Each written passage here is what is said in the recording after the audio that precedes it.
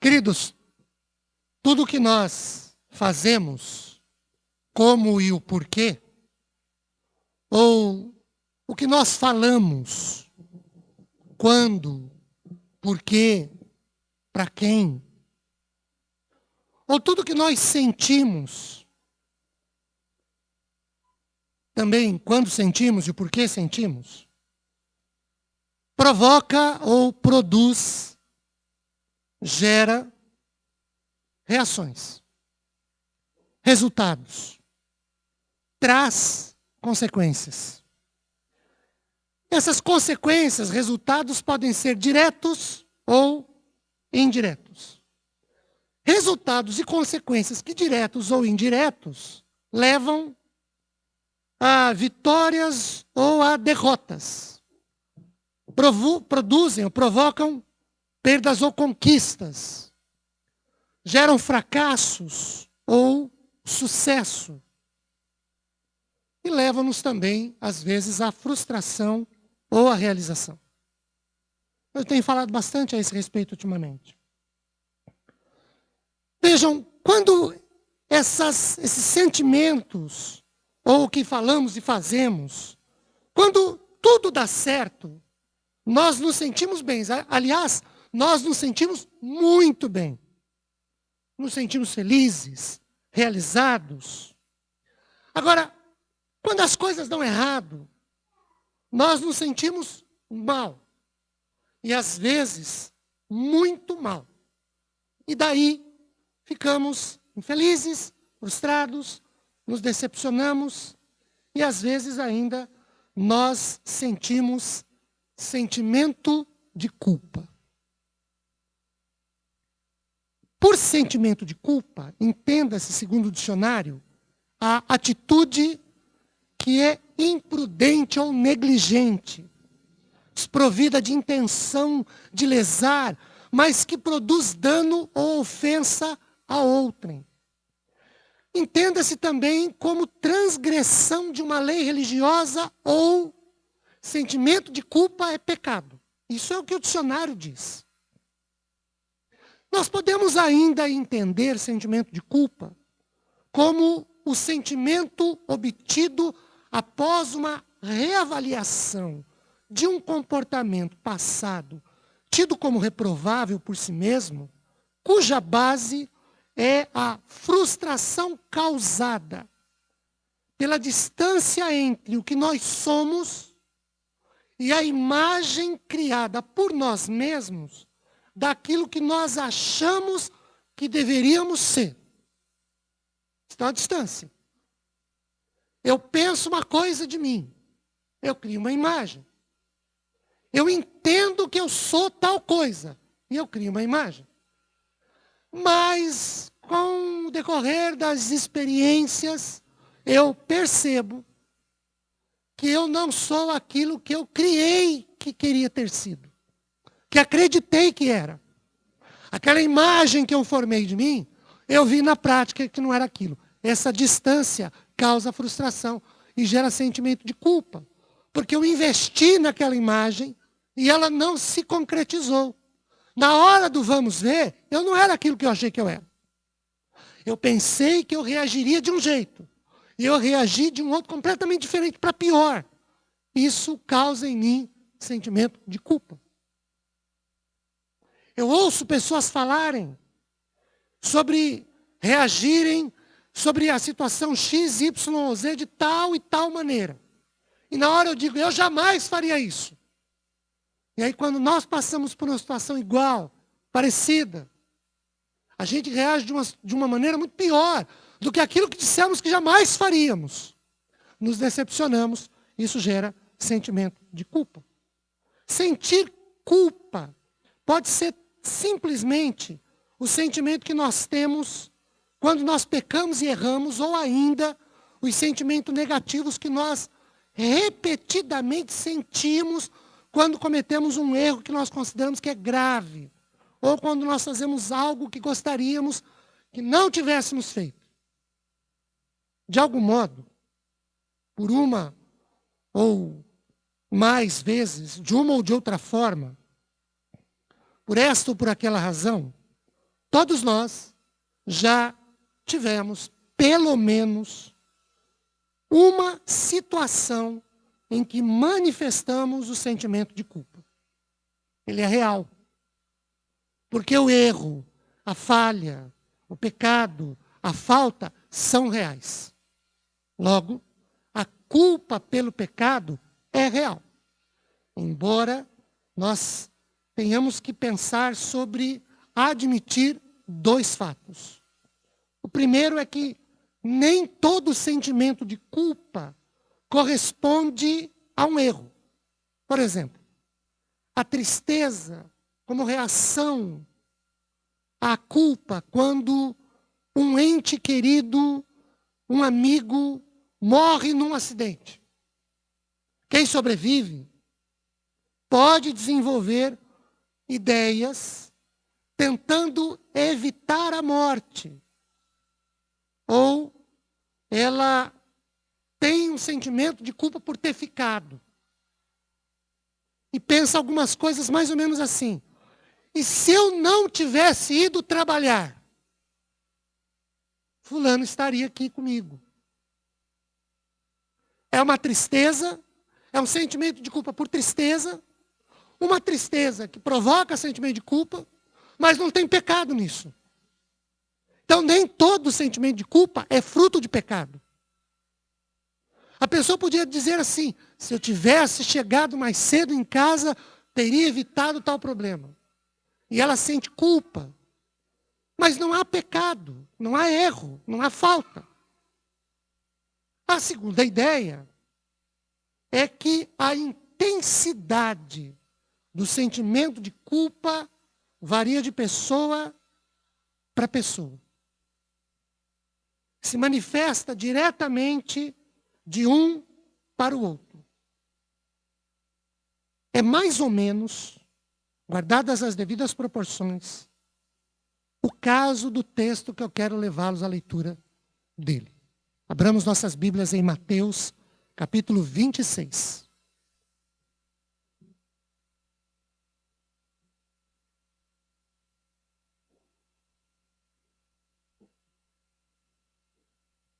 Evangelho de Mateus, capítulo 26. Eu quero levá-los a acompanhar a leitura que farei a partir do versículo 69 até o capítulo 27, verso 5. Não é muito extenso, não. São alguns poucos versículos. Ora, Pedro estava sentado fora no pátio e, aproximando-se uma criada, lhe disse: Tu também estavas com Jesus Galileu. Ele, porém, o negou diante de todos, dizendo: Não sei o que dizes. E, saindo para o alpendre, foi ele visto por outra criada, a qual disse aos que ali estavam: Este também estava com Jesus o Nazareno. Ele negou outra vez com juramento: Não conheço tal homem. Logo depois, aproximando-se os que ali estavam, disseram a Pedro: Verdadeiramente és também um deles, porque o teu modo de falar o denuncia. Então começou ele a praguejar e a jurar: Não conheço esse homem. E imediatamente cantou o galo. Então Pedro se lembrou da palavra de Jesus que lhe dissera: Antes que o galo cante, tu me negarás 3 vezes. E, saindo dali, chorou amargamente. Ao romper do dia, todos os principais sacerdotes e os anciãos do povo entraram em conselho contra Jesus para o matarem. E, amarrando-o, levaram-no e o entregaram ao governador Pilatos. Então Judas, o que o traiu, vendo que Jesus fora condenado, tocado de remorso, devolveu as 30 moedas de prata aos principais sacerdotes e aos anciãos, dizendo: Pequei, traindo sangue inocente. Eles, porém, responderam: Que nos importa? Isso é contigo.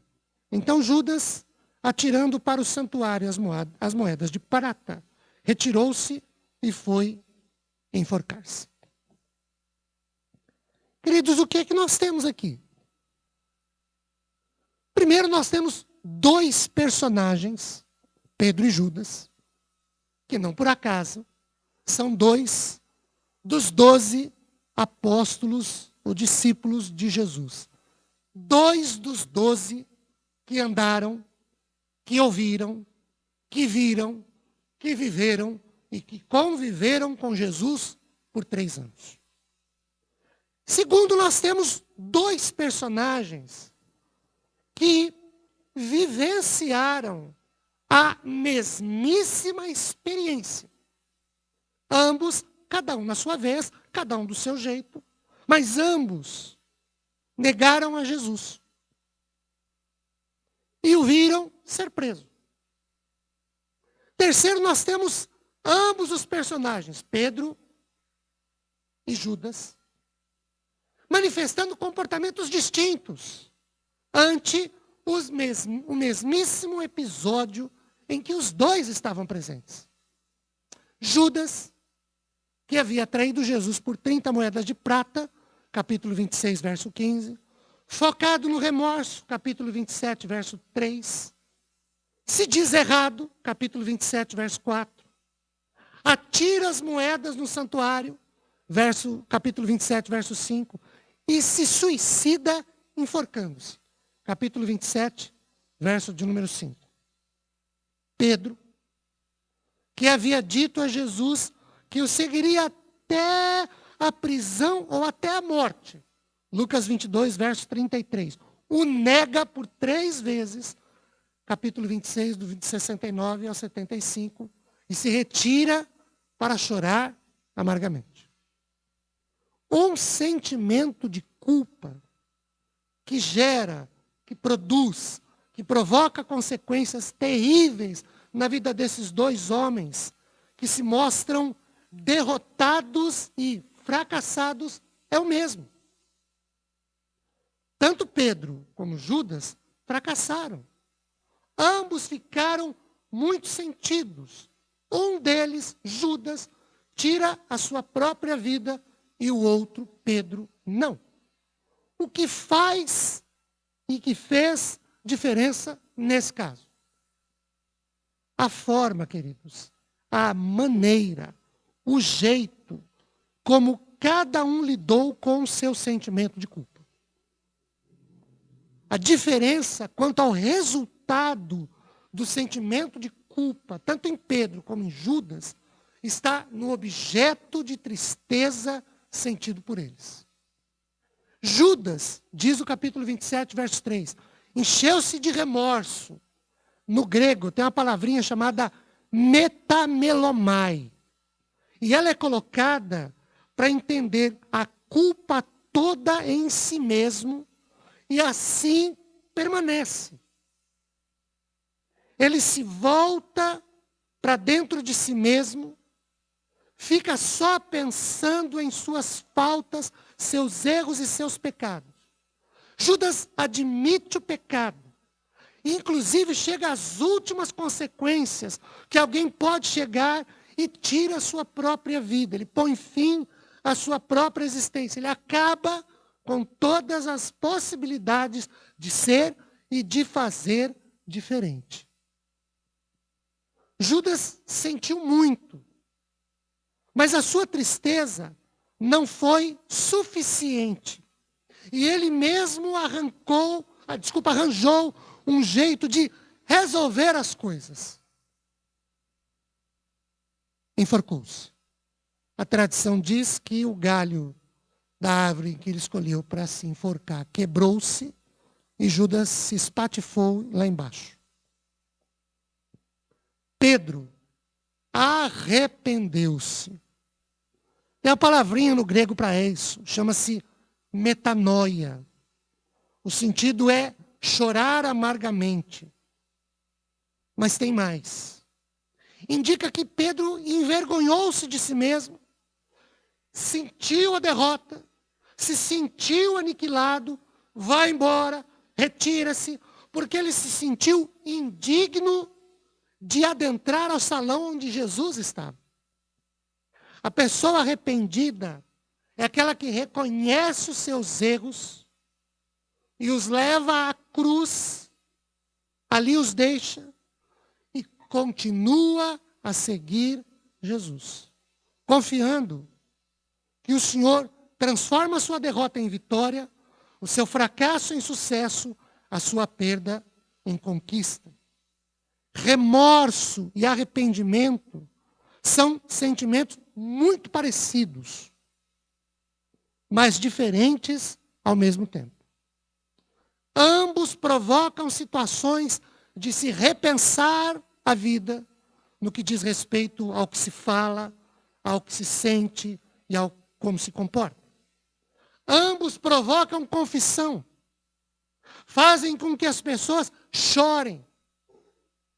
Mas as ações finais são outras e muito diferentes. Nós podemos dizer que o remorso corrói a nossa vida espiritual e nos deixa totalmente incapazes. Podemos dizer também que o remorso mata, o arrependimento vivifica. O remorso no grego, metamelomai, não faz a pessoa mudar de vida. Ele nos faz sentir inquietos, nos deixa profundamente tristes. Nós nos censuramos com remorso, com metamelomai, por algo que é reprovável, mas não provoca, não produz nenhuma mudança de vida. O arrependimento, metanoia, é uma conversão, é uma mudança de ideia, é uma mudança de direção, de atitude e, principalmente, é uma mudança de vida. É por isso que a Bíblia diz que para herdar o reino dos céus, eu preciso me arrepender. Nunca, jamais, em hipótese alguma, sentir remorso. Porque são coisas diferentes, que produzem resultados diferentes. São parecidas nos sentimentos, mas produzem resultados diferentes. Arrepender-se é mudar de vida. Pedro se arrependeu. Vejam, ele sai de onde está, mas ele não deixa de seguir ao Senhor por causa disso. Para resolver o seu problema de sentimento de culpa, ele continua seguindo ao Senhor. Nós precisamos fazer como Pedro. Arrependermos-nos, mudar de atitude, de comportamento, de ideias, de vida, mas jamais fazer como Judas, que sentiu remorso e por causa disso desistiu. Deixou de andar com o Senhor e tirou a sua própria vida. O remorso, a exemplo do arrependimento, também incomoda, mas não leva a pessoa a mudar de vida. O remorso também leva a pessoa a ver, a perceber e a se sentir mal, muito mal. Mas isso não provoca mudança de direção, não provoca mudança de propósito, não provoca mudança de sentido e, principalmente, não provoca mudança de vida. O arrependimento provoca. Então, a diferença entre remorso e arrependimento é essa. Remorso não muda nada. Arrependimento muda a vida. O remorso não muda nada, não muda ninguém.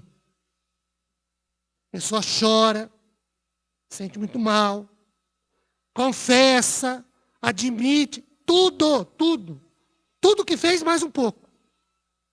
Reconhece o erro. E ela é sincera no reconhecimento do erro. É verdadeiro.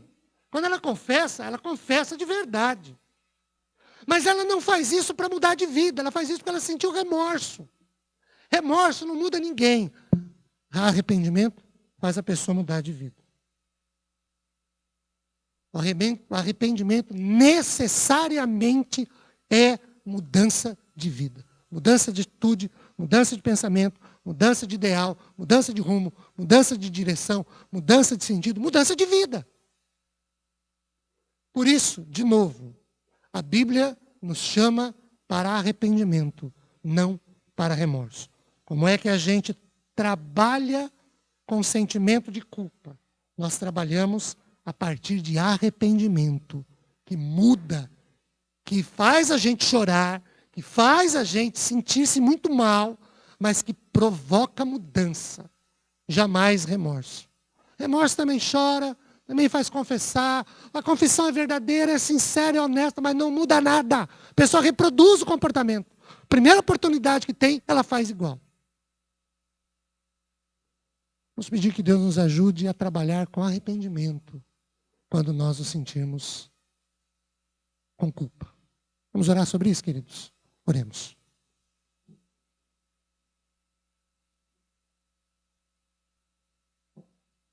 Senhor, hoje é dia de ceia.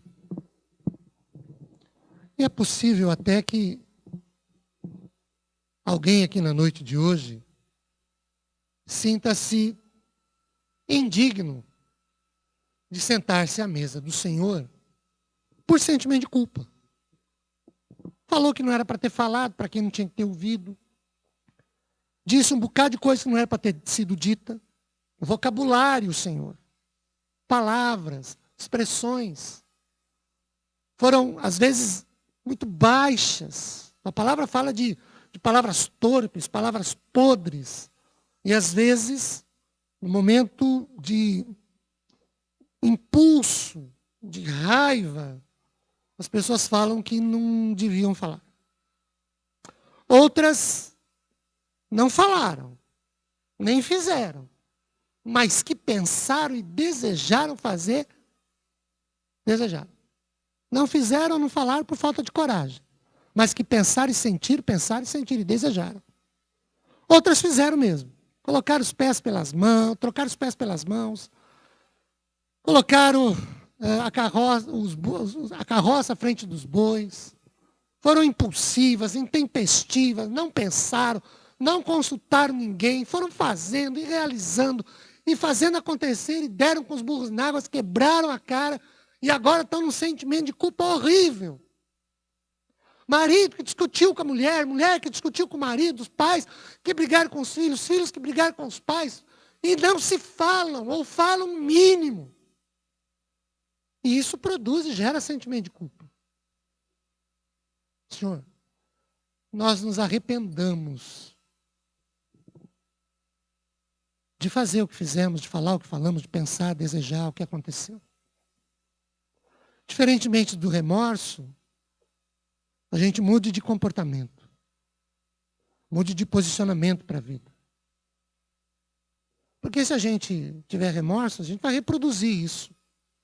Mas na noite de hoje, Teu Santo Espírito nos convença da necessidade do arrependimento. E nós nos arrependamos disso. Oramos no nome de Jesus. Amém, Senhor.